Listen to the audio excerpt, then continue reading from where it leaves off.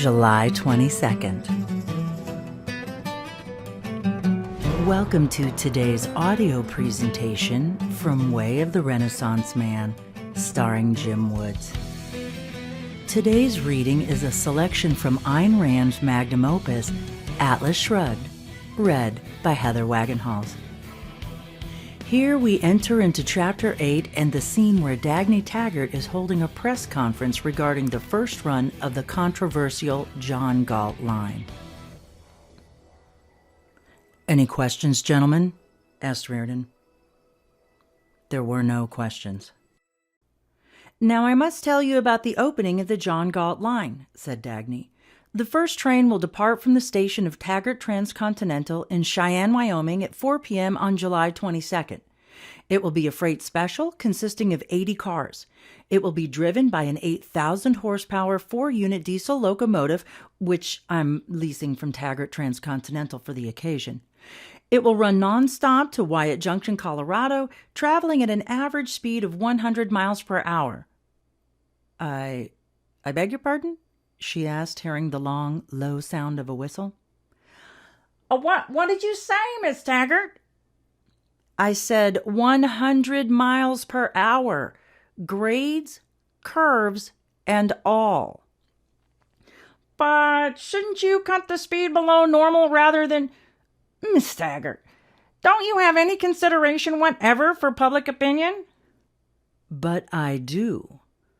If it weren't for public opinion, an average speed of 65 miles per hour would have been quite sufficient." "Who's going to run that train?" "I had quite a bit of trouble about that. All the Taggart engineers volunteered to do it. So did the firemen, the brakemen, and the conductors. We had to draw lots for every job on the train's crew. The engineer will be Pat Logan of the Taggart Comet, the fireman Ray McKim, and I shall ride in the cab of the engine with them." "Not really?" "Please do attend the opening. It's on July 22nd. The press is most eagerly invited. Contrary to my usual policy, I have become a publicity hound. Really, I should like to have spotlights, radio microphones, and television cameras. I suggest that you plant a few cameras around the bridge. The collapse of the bridge would give you quite some interesting shots." "Miss Taggart," asked Reardon, "why didn't you mention that I'm going to ride in that engine too?" She looked at him across the room, and for a moment they were alone, holding each other's glance. "Yes, of course, Mr. Reardon," she answered. She did not see him again until they looked at each other across the platform of the Taggart station in Cheyenne on July 22nd. She did not look for anyone when she stepped out on the platform. She felt as if her senses had merged, so that she could not distinguish the sky, the sun, or the sounds of an enormous crowd, but perceived only a sensation of shock and light. Yet he was the first person she saw, and she could not tell for how long a time he was also the only one. He stood by the engine of the John Galt train, talking to somebody outside the field of her consciousness. He was dressed in gray slacks and shirt. He looked like an expert mechanic, but he was stared at by the faces around him because he was Hank Reardon of Reardon Steel. High above him, she saw the letters TT on the silver front of the engine.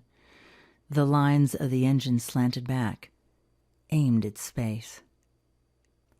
There was a distance and a crowd between them, but his eyes moved to her the moment she came out.